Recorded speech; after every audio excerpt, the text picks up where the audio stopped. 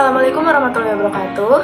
Selamat sore teman-teman. Pada kesempatan kali ini kami dari kelompok 9 akan mempresentasikan hasil diskusi kami mengenai urgensi bimbingan dan konseling, kedudukan BK dalam proses penyelenggaraan pendidikan di sekolah, 3 wilayah utama dalam proses penyelenggaraan pendidikan formal di sekolah, keunikan dan keterkaitan tugas guru dan konseling.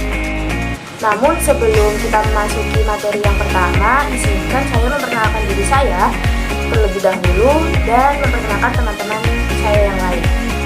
Perkenalkan, saya Cynthia Pejinawardani dengan NIM 14014211313 dan teman saya Sawa Najmia dengan NIM 14014221314. Perkenalkan, nama saya Hema Pelangi Sawitri Aryom dengan nomor induk mahasiswa 140 142 1315. Materi yang pertama yaitu urgensi bimbingan dan konseling. Bimbingan dan konseling merupakan kegiatan yang bersumber pada kehidupan manusia dan juga masalah yang terjadi pada masing-masing individu. Bimbingan dan konseling yang ada pada bidang pendidikan merupakan salah satu unsur yang tidak dapat dipisahkan. Guru sebagai salah satu komponen pendukung dalam pelaksanaan pendidikan juga memiliki tanggung jawab dalam pelaksanaan pelayanan bimbingan pendidikan di sekolah.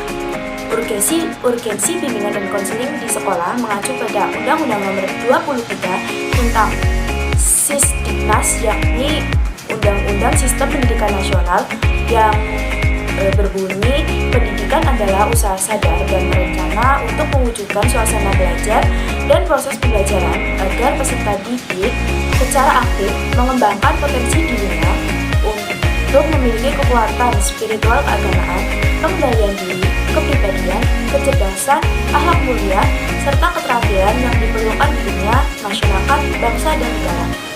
Mengacu pada hal tersebut, pada dasarnya, urgensi bimbingan dan konseling sendiri yaitu mencapai tujuan nasional, yakni mencerdaskan kehidupan bangsa dan juga individu dalam lembaga pendidikan, serta berperan untuk memberikan layanan kepada siswa agar dapat berkembang secara optimal melalui proses pembelajaran secara efektif untuk membantu siswa dalam proses pembelajaran.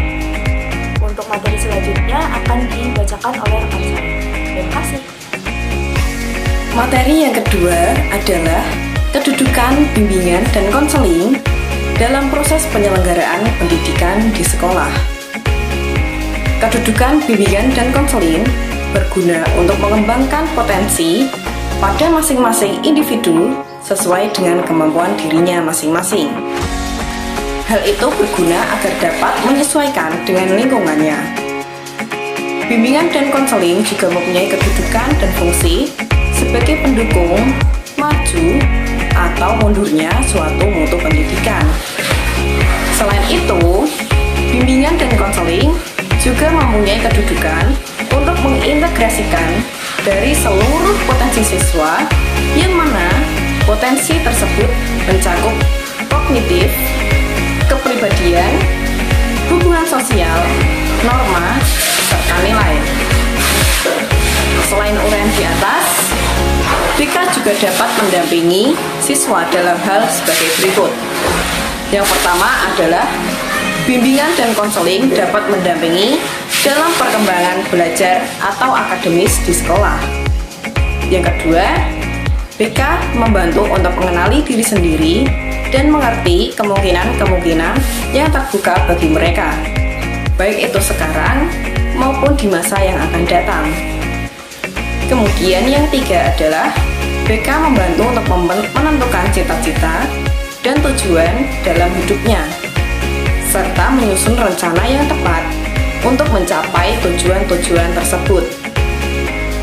Kemudian yang terakhir adalah BK membantu untuk mengatasi masalah pribadi yang mengganggu belajar siswa di sekolah.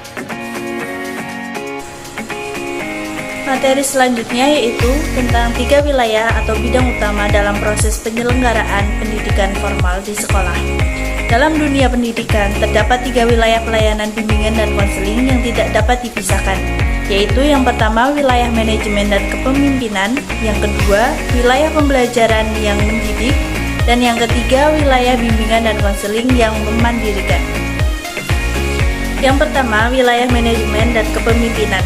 Wilayah ini meliputi berbagai fungsi berkenaan dengan tanggung jawab dan pengambilan kebijaksanaan, serta bentuk-bentuk kegiatan pengelolaan dan manajemen sekolah seperti perencanaan, pengadaan, pengembangan staf, prasarana dan sarana fisik, serta pengawasan. Yang kedua, yaitu wilayah pembelajaran yang mendidik. Wilayah ini meliputi semua bentuk pengembangan dan kurikulum dan pelaksanaan pengajaran, yaitu penyampaian dan pengembangan pengetahuan, keterampilan, sikap, dan kemampuan berkomunikasi peserta didik. Wilayah ini merupakan pusat kegiatan pendidikan dan merupakan tanggung jawab utama staf pengajaran atau staf edukatif. Dan yang terakhir, yang ketiga, yaitu wilayah bimbingan dan konseling yang memandirikan. Wilayah ini meliputi berbagai fungsi dan kegiatan yang mengacu pada kegiatan kesiswaan secara individual agar masing-masing peserta didik dapat berkembang sesuai dengan bakat, minat, potensi, dan tahap-tahap perkembangannya. Keunikan dan keterkaitan tugas guru dan konselor. Poin penting pada materi kali ini yaitu yang pertama, hakikat dan tugas guru dan konselor. Yang kedua, ada guru sebagai mitra konselor. Nah, kita masuk ke hakikat dan tugas guru. Apa sih sebenarnya hakikat dan tugas guru itu? Singkatnya, guru adalah pelaksana pengajaran serta bertanggung jawab memberikan informasi tentang siswa untuk kepentingan bimbingan dan konseling. Tugas utama dari seorang guru adalah mengajar. Di samping bertugas sebagai pengajar, guru juga bertugas dan berperan dalam bimbingan antara siswa dengan siswa, siswa dengan guru, maupun guru dengan orang tua. Selanjutnya adalah hakikat dan tugas konselor. Konselor adalah pelaksana utama yang mengkoordinasi semua kegiatan yang berkaitan dengan pelaksanaan bimbingan dan konseling di sekolah. Tugas dari konselor ini berkaitan dengan pengembangan diri peserta didik yang sesuai dengan kebutuhan, potensi, bakat, minat, dan kepribadian peserta didik di sekolah. Guru sebagai mitra konselor. Yang pertama, membantu guru bimbingan dan konseling melaksanakan layanan bimbingan dan konseling. Yang kedua, membantu memberikan kesempatan dan kemudahan bagi peserta didik. Yang ketiga, memberikan informasi tentang peserta didik di kelasnya. Yang keempat, menginformasikan kepada guru mata pelajaran tentang peserta didik yang perlu diperhatikan secara khusus. Nah, kita sebagai guru mitra konselor harus ikut serta dalam konferensi kasus.